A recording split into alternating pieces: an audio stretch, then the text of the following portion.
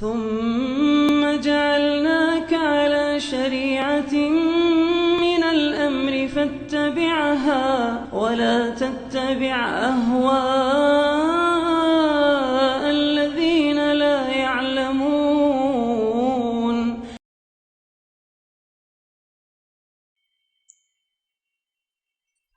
Bismillahirrahmanirrahim. Alhamdulillahirabbil alamin.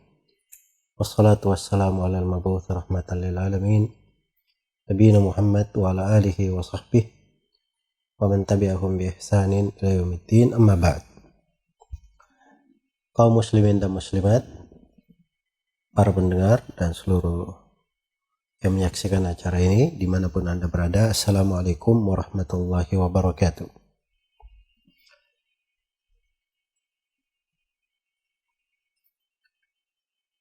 Beberapa ayat dari suatu surah yang biasa kita baca dan kita dengarkan, khususnya di hari Jumat, dan ini banyak berulang.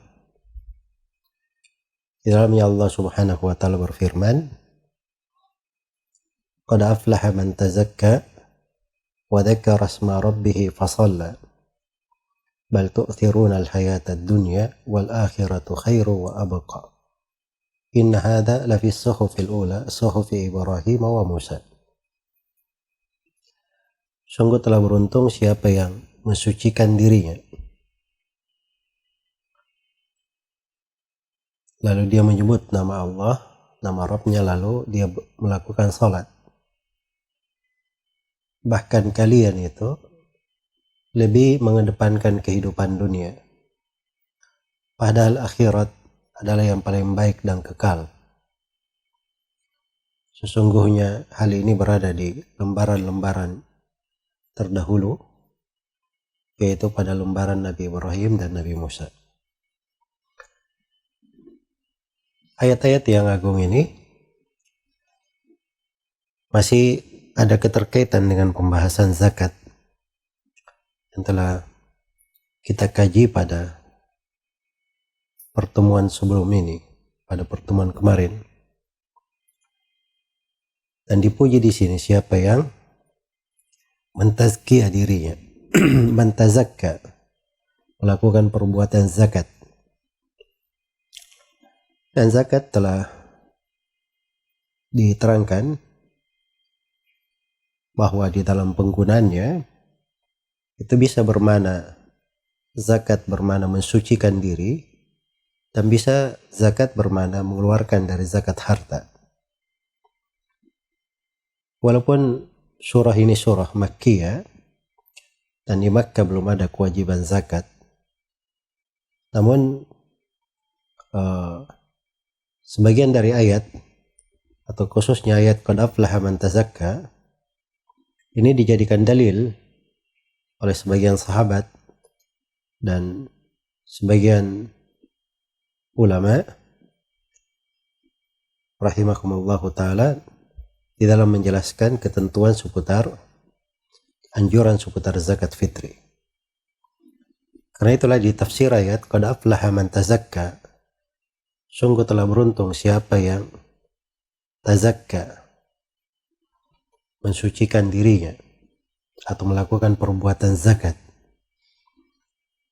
Di penafsiran Ibnu Abbas, tazakka artinya orang yang mensucikan dirinya orang yang mensucikan dirinya dari kesyirikan, yaitu dengan cara dia beriman. Itu di penafsiran Ibnu Abbas. Dan penafsiran yang kedua di penafsiran Abu Sa'id Al-Khudri, At-Tabi, Nabi Rabah dan Qatada, yang dimaksud adalah sadaqatul fitr, adalah zakat fitri. Dan disebutkan dari Umar bin Abdul Aziz Al-Khalifah yang salih rahimahullah, ketika beliau menganjurkan manusia untuk mengeluarkan zakat fitri, maka setelahnya beliau membaca ayat ini, Qad aflaha man tazakka, telah beruntung siapa yang melakukan perbuatan zakat. Adapun Al-Hasan Al-Basri beliau katakan tazakka artinya telah beruntung siapa yang amalannya zakian, maksudnya bersih, berkembang, bagus. Iya. Dan di antara ulama ada yang mengatakan tazakka artinya terkait dengan seluruh zakat, semua jenis zakat. Tadi menafsirkan tazakka itu di atas mana takwa. Karena takwa itu adalah hal yang semana dengan kata tazkiyah, zaki, karena dia mensucikan, membersihkan, juga mengembangkan. Jelas ini penafsiran-penafsiran dari para ulama ahli tafsir tidak keluar dari kandungan dan makna ayat. Iya, nah ini rangkaian-rangkaian indah. Ada yang terkait dengan keutamaan zakat itu mensucikan diri dan dijamin dengan keberuntungan dipastikan. Qad aflah, sungguh telah beruntung. Demikian pula orang yang melakukan solat yang dimaksud, ada yang menafsirkan solat 5 waktu, ada yang menafsirkan solat idain, Idul Fitri dan Idul Adha, ada yang menafsirkan solat sunnah. Ya, walaupun ayat ini cakupannya luas ya, lebih umum daripada itu. Tapi kalau dilihat pada sudut surah Makkiyah dan Madaniyah, mungkin sebagian ulama akan menafsirkan, menguatkan, yang menafsirkannya pada kewajiban yang sudah ada di Mekah. Tapi ini mana-mana yang indah untuk direnungi, bahwa pada zakat itu membawa keberuntungan dan digandengkan dengan banyak menyebut nama Allah, lakukan sholat. Kemudian diingatkan bahwa kehidupan akhirat itu lebih baik dan lebih kekal, dan kaidah akhirat lebih baik dan lebih kekal itu ada di semua buku-buku yang pernah diturunkan kepada para nabi, termasuk di lembaran-lembaran yang berada di Nabi Musa dan Nabi Ibrahim. Iya.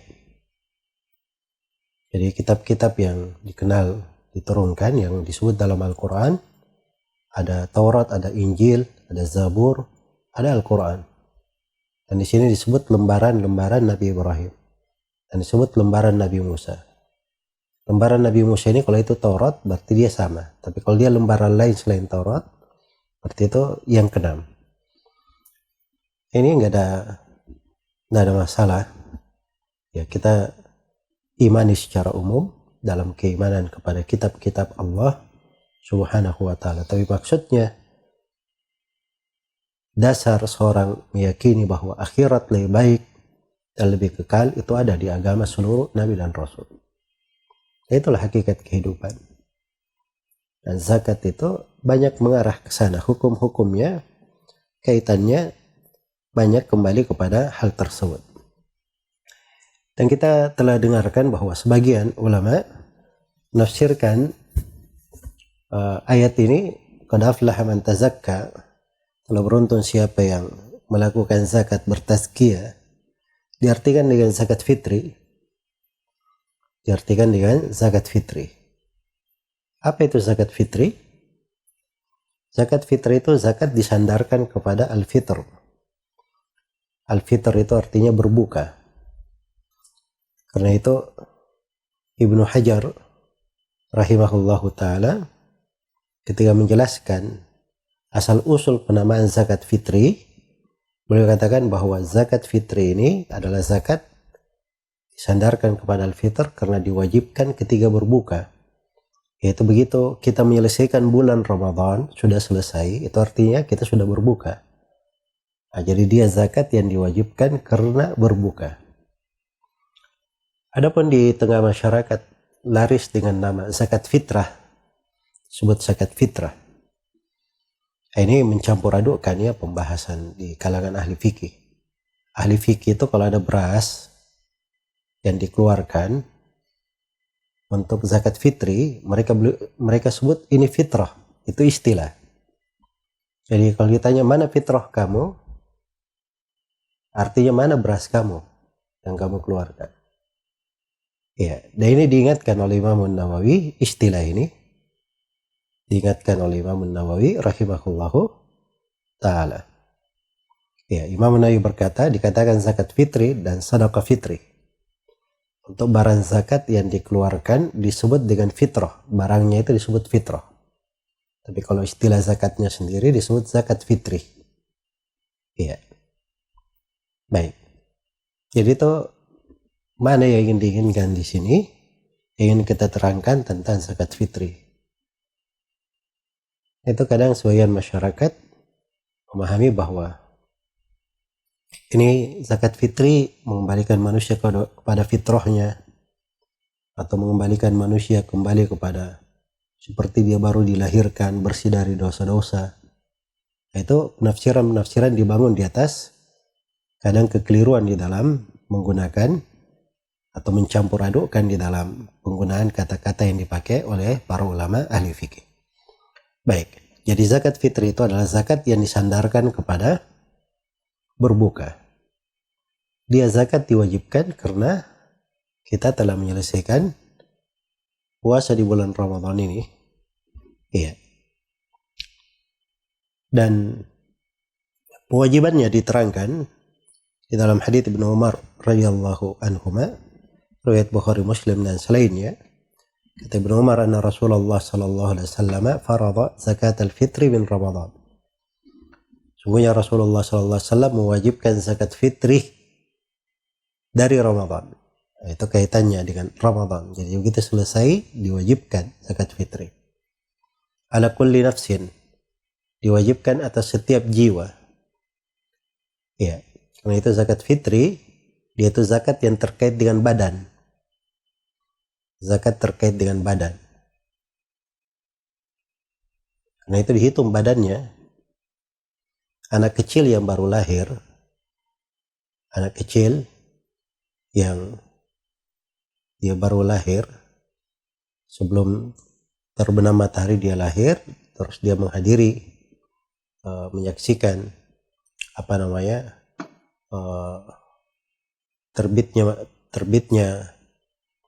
terlihatnya hilal Syawal. Anak kecil ini di atas fitrahnya baru lahir. Tapi bersama dengan itu diwajibkan atasnya zakat fitri. Diwajibkan atasnya zakat fitri. Karena ini zakat terkait dengan badan. Terkait dengan badan. Itu yang disebutkan oleh para ulama ahli fikih rahimahumullahu ta'ala. Ala kulli nafsin minal muslimin. Diwajibkan atas setiap jiwa dari kaum muslimin. Hurrin au abdin, rajulin au imra'atin, sagirin au kabirin.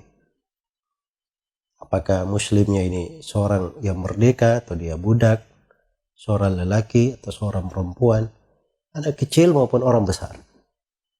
Tapi syaratnya minal muslimin, dari kaum muslimin. Iya, dari kaum muslimin.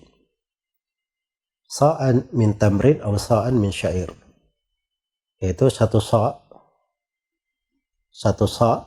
kita akan terangkan nanti berapa takaran satu sa' itu.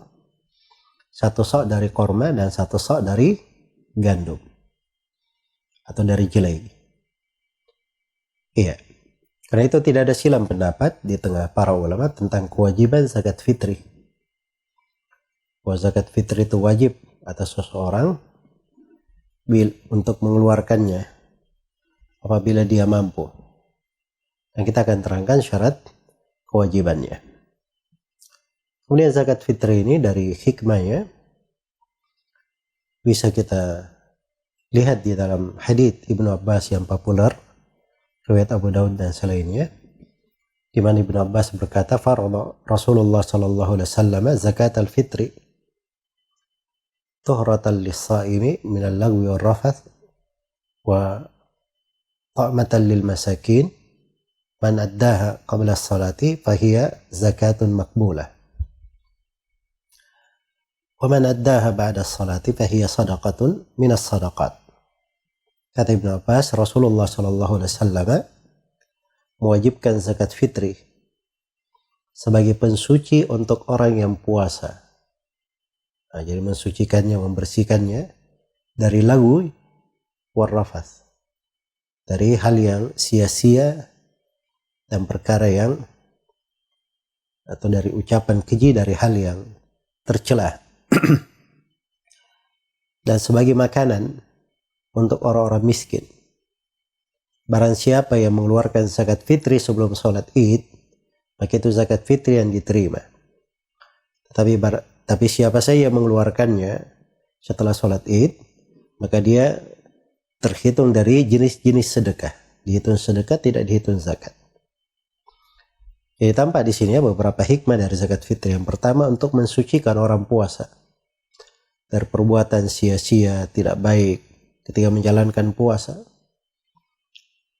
Ya, jadi ketika seorang berpuasa mungkin ada hal-hal yang dia kurang, ada kelalaian-kelalaian, maka zakat fitrinya ini subhanallah untuk membersihkan dia dari hal itu. Untuk membersihkan dia dari hal itu. Kemudian dari hikmahnya juga adalah untuk memberi makanan kepada orang-orang miskin, sehingga pada hari Id mereka berbahagia dan memiliki kecukupan. Juga dari hikmahnya memberi ketenangan kepada kaum muslimin yang kaya maupun yang miskin. Ya, hari itu mereka menikmati ibadah, mereka mendapat anugerah.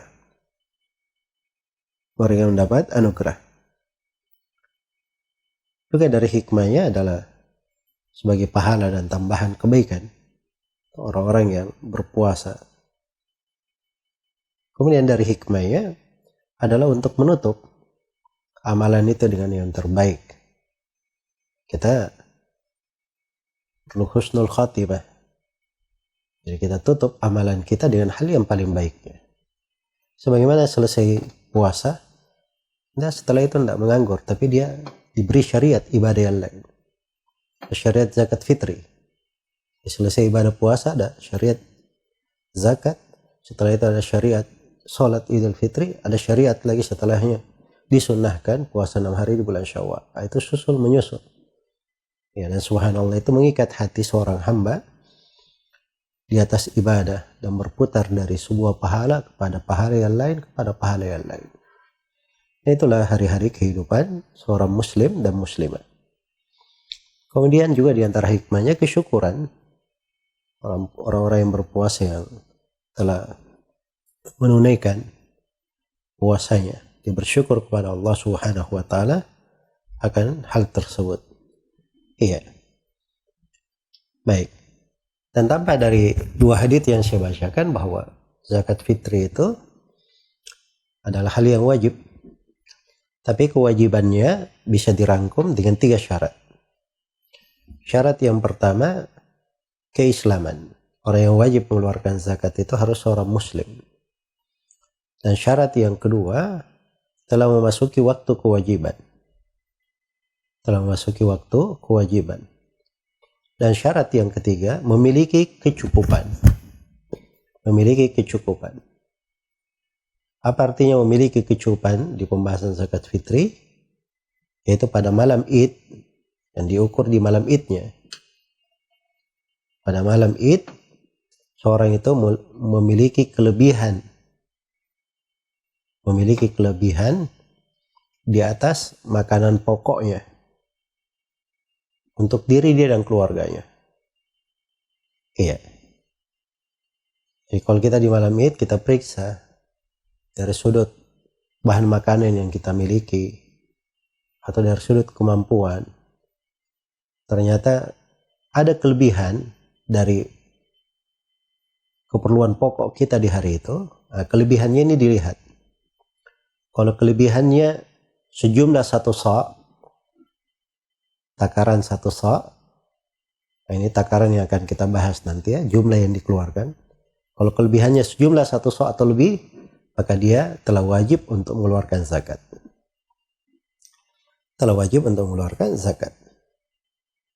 Ya, sisa urutan kewajibannya, dia dalam keluarga berapa orang.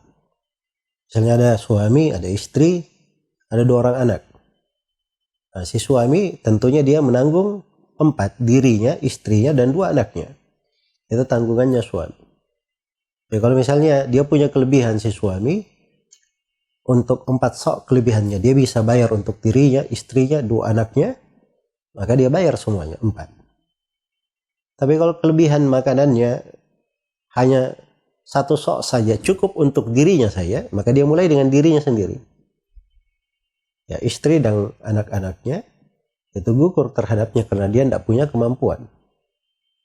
Dia tidak punya kemampuan. Maka demikian ya di dalam urutan. Baik.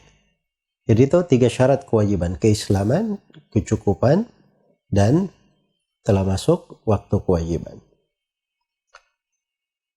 Kemudian yang perlu diterangkan juga dari hukum-hukum adalah waktu mengeluarkan zakat fitri.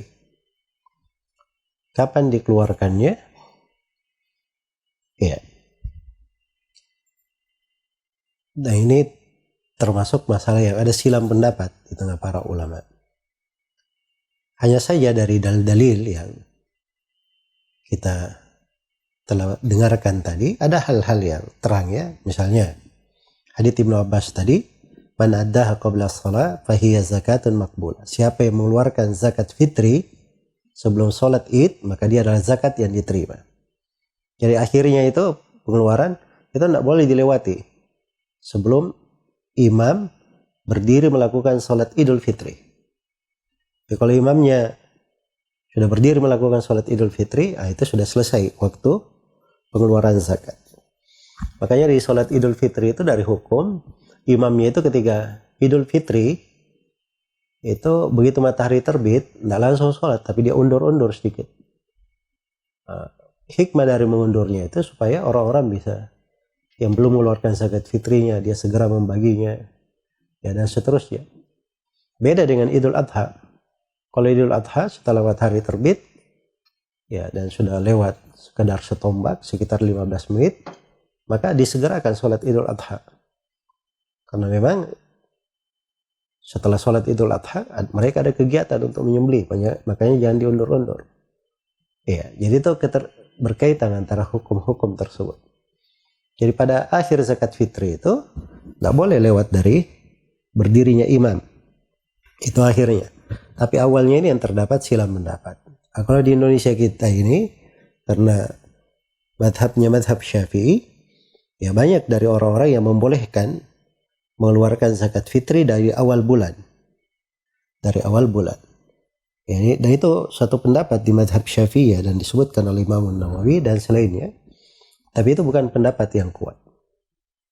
Bukan pendapat yang kuat. Karena Nabi SAW menerangkan sudut kewajiban zakat fitri terkait dengan selesainya bulan Ramadan. Iya. Dan datang di dalam hadits Ibnu Umar radhiyallahu taala anhu, izin dari Nabi SAW untuk mengeluarkannya. Ya, karena itu di hadits Ibnu Umar dikatakan bahwa mereka di masa Nabi SAW mereka keluarkan sebelum melakukan sholat Id. Ya. Dan diterangkan di dalam sebagian riwayat dari hadits Ibnu Umar bahwa para sahabat mengeluarkannya sehari atau 2 hari sebelum Id. Sehari atau 2 hari sebelum Id. Jadi paling maksimalnya, paling cepatnya boleh dikeluarkan itu mulai dari tanggal 28. Itu 2 hari sebelum Id. Iya. 28 boleh dia keluarkan. Karena itu kalau saya simpulkan, waktu mengeluarkan zakat fitri itu terbagi 3. Ada waktu wajibnya. Waktu wajibnya itu ketika matahari terbenam, itu sudah wajib. Yang kedua ada waktu sunnahnya. Waktu sunnahnya dia keluarkan zakat fitrinya sebelum dia pergi keluar melakukan sholat Idul Fitri. Ya, itu kalau ada pelaksanaan sholat di lapangan ya, karena sekarang kondisi corona, ya di kebanyakan tempat tidak ada sholat Id, mereka sholat di rumah. Jadi sebelum sholat di rumah dia bagi, itu waktu yang paling afdalnya. Kemudian yang ketiga ada waktu bolehnya. Boleh dikeluarkan mulai dari tanggal 28. Boleh dikeluarkan dari tanggal 28. Baik. Jadi itu ketentuan-ketentuan terkait dengan zakat.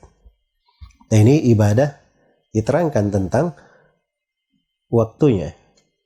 Dan suatu ibadah apabila sudah diterangkan tentang waktunya, maka diikuti sebagaimana waktu tersebut. Berapa kadar dari zakat fitri yang dikeluarkan? Kadarnya adalah 1 sok. Ya, 1 sok itu takaran ya. Kayak literan kalau di kita. Kayak literan. Cuma dia suatu takaran yang dipakai di masa Nabi Shallallahu Alaihi Wasallam dan berjalan dipakai oleh banyak orang. Iya, didekatkan 1 sok itu berisi 4 mud, berisi 4 mud, dan 1 mud itu adalah 2 telapak tangan orang biasa. Jadi kalau kita gabungkan 2 telapak tangan kita, ya kita ciduk sesuatu, isi dari 2 telapak tangan itu yang disebut dengan 1 mud. Nah, 1 sok itu 4 mud, 4 kali 2 telapak tangan. 4 kali 2 telapak tangan. Iya. Karena memang ukurannya mengukurnya seperti itu, makanya riwayat-riwayat tentang berapa ukuran sok itu, ada beberapa riwayat di kalangan para ulama. Rahimahumullah. Iya. Dan kami sendiri dari jalur guru-guru kita mengambil sok dari guru, ya, takaran yang mereka miliki dalam bentuk benda ya, benda takaran yang mereka miliki. Mereka juga mengambilnya, mencontoh takaran yang dimiliki oleh gurunya. Ya, gurunya juga mengambilnya dari yang di atasnya. Ya, dari siapa yang dia dapat, walaupun dari jalan wijada, bersambung kepada takaran yang dipakai di masa Nabi Shallallahu Alaihi Wasallam.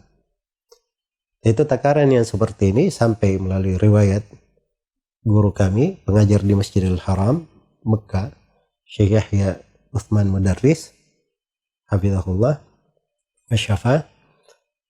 Saya pernah timbang, takarannya ada sama saya timbang dengan beras, itu sekitar, kalau di kilo sekitar 650 gram untuk 1 mudnya. Jadi kalau 1 sok berisi 4 mud, berarti 4 kali 650 gram. Atau dengan bahasa lainnya 2600 gram. Atau bahasa lainnya 2,6 kilo.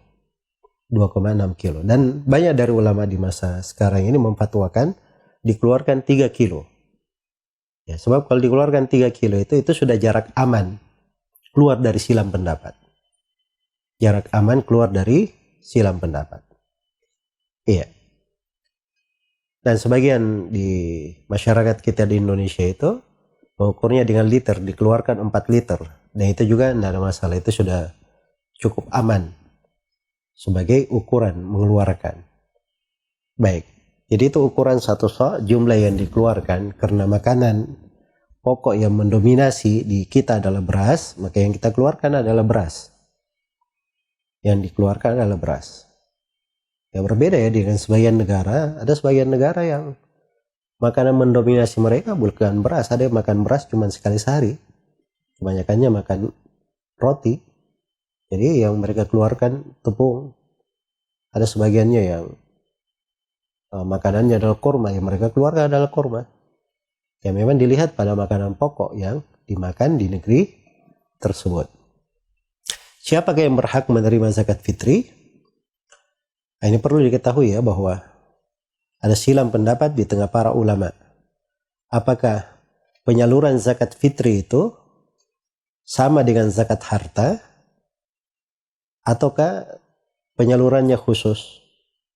Ya, kalau zakat harta kan sudah diterangkan kemarin penyalurannya ke 8 golongan. Apakah zakat fitri juga disalurkan ke 8 golongan ataukah dia khusus untuk kalangan fakir dan miskin saja? Jawabannya ini silang pendapat di tengah ulama. Iya. Dan yang paling dekatnya adalah pendapat yang kedua yang mengatakan bahwa itu khusus untuk orang-orang fakir dan miskin. Karena nasnya tegas di dalam hadits Ibnu Abbas. Ketika Ibnu Abbas di posisi menerangkan kewajiban yang berlaku dari Rasulullah SAW bahwa dia adalah sebagai ta'matan lil masakin, memberi makan untuk orang-orang miskin. Ya kalau miskin masuk berarti fakir juga masuk. Sebab fakir itu lebih perlu daripada orang miskin. Karena itu disebutkan 2 golongan yang masuk di dalamnya, fakir dan miskin. Iya. Ini pendapat dikuatkan oleh banyak ulama, dan itu insyaallah ta'ala yang lebih cocok dan lebih hati-hati di dalam pembahasan ini. Kemudian zakat itu dikeluarkan di masa Nabi, dikeluarkan dalam bentuk makanan. Tidak ada dikeluarkan dalam bentuk uang. Iya. Karena uang, alat tukar menukar, itu ada di masa Nabi. Ada mata uang dinar, ada mata uang dirham. Itu ada di masa Nabi SAW. Tapi bersamaan dengan itu, mereka tidak menggunakannya. Mereka memakai makanan di dalam hal tersebut. Iya. Dan itu yang lebih mencocoki untuk kebanyakan orang. Jadi dikeluarkan dalam bentuk makanan. Orang miskinnya, orang yang menerimanya, yang mustahik menerima zakat fitri, andai kata dia terima beras, setelah itu dia mau jual, itu urusan dia. Tapi kita sendiri sebagai orang yang mengeluarkan zakat fitri, kita wajib mengeluarkannya dalam bentuk makanan. Sebagaimana yang dilakukan oleh Nabi SAW dan para sahabatnya. Iya. Semoga Allah Subhanahu wa Ta'ala memberikan kemudahan kepada kita semua di dalam melakukan ibadah-ibadah di bulan Ramadan ini, menyempurnakan ibadah tersebut sebagaimana petunjuk Nabi SAW, agar supaya kita dirahmati oleh Allah, dilipat gandakan kebaikan dan keberkahan, dan agar dengan keteguhan kita melaksanakan apa yang disyariatkan, Allah merahmati kita, mengangkat dari kita segala musibah yang menimpa, menjauhkan dari kita wabah yang sedang berkecamuk di tengah manusia.